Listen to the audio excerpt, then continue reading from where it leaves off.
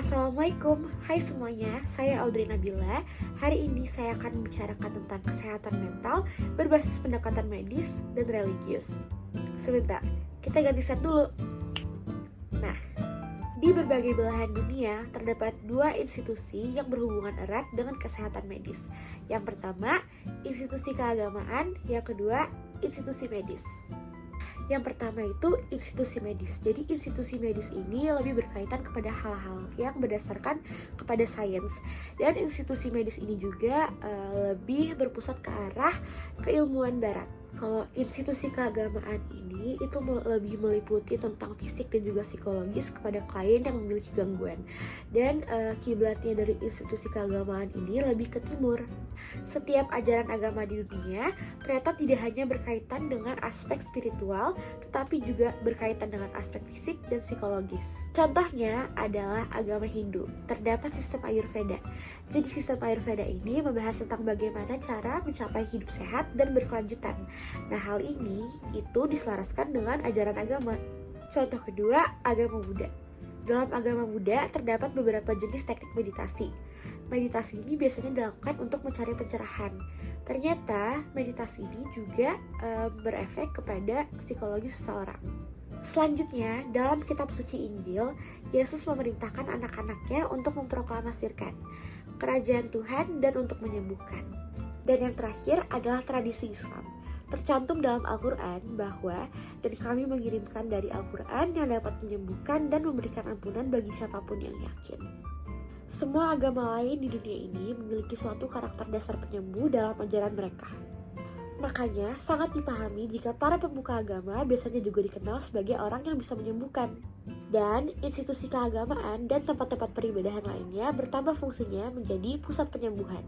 Terdapat beberapa poin yang menjelaskan tentang pemisahan antara medis dan religius. Yang pertama, pada peradaban barat kuno, tokoh agama sangat dilandasi oleh aspek religiusitas sampai ke tahap ilmu kedokteran. Selanjutnya, contoh penerapan medis oleh pemuka agama adalah seperti kuil di Yunani, atau misalnya saat seseorang ada memiliki gangguan kesehatan mental, itu akan dibacakan doa atau mantra. Lalu untuk perawatan psikologisnya itu bisa juga seperti sugesti dan juga hipnosis. Seiring dengan berkembangnya pola pikir sekuler, terjadilah pemisahan peran antara pemuka agama dan juga ahli medis, tetapi kedua profesi ini tetap bekerja sama. Namun pertentangan antara kelompok agamawan dan juga ahli dalam bidang kesehatan mental ini semakin memuncak, bahkan sampai berpikir bahwa psikiatri dan psikologi ini adalah merupakan agama yang baru. Hal ini bisa diasumsikan karena psikologi dan juga psikiatri ini memiliki ajarannya sendiri, seperti kepercayaannya sendiri, misalkan seperti teori-teorinya, lalu memiliki ritualnya sendiri, seperti teori terapinya, seperti tes terapinya, lalu mereka juga memiliki rahasia-rahasia sendiri, misalnya tes-tes psikologi. Jadi para profesional yang ada di bidang kesehatan mental ini berpikir bahwa fungsi agama ini hanya berkaitan dengan hal-hal yang gaib, ritual-ritual, dan nilai-nilai dari hal-hal yang abstrak. Sedangkan dari sisi agamawan, mereka ini berpendapat bahwa mereka-mereka ini yang berkecimpung pada bidang kesehatan mental ini seperti psikolog dan juga psikiatris itu adalah seorang ateis. Setelah pertentangan yang panjang pada abad ke-20, sepertinya para agamawan dan juga para profesional di bidang kesehatan mental ini tampaknya telah menemukan jalan tengahnya. Jadi dalam literatur Koenig ini disebutkan bahwa orang-orang yang religius ini lebih memiliki kesejahteraan hidup dan juga memiliki ketenangan hidup. Jadi ketika orang-orang religius ini mengalami depresi, mereka itu pulih lebih cepat daripada mereka yang kurang religius. Nah, dari sisi agamawan, mereka ini mulai menyadari tentang pentingnya untuk mengetahui perkembangan psikologi dan juga psikiatri. Jadi mereka itu merasa bahwa tokoh agama ini perlu semakin meningkatkan keterampilan konseling psikologis dan gak hanya mendorong mereka dan juga memberikan saran kepada orang yang memiliki gangguan mental. Yang selanjutnya ada konteks dunia timur. Yang pertama adalah tradisi keagamaan dalam perawatan mental. Jadi perawatan mental di Indonesia ini memiliki keterkaitan dengan tradisi keagamaan, apalagi seperti kayak pesantren gitu.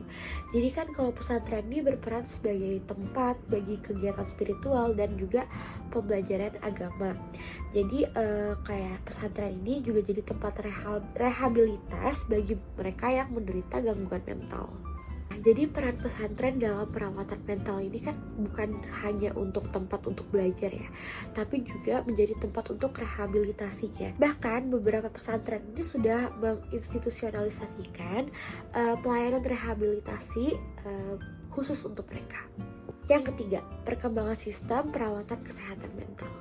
Jadi awalnya perawatan kesehatan mental di Indonesia ini sangat terpengaruh oleh gaya barat.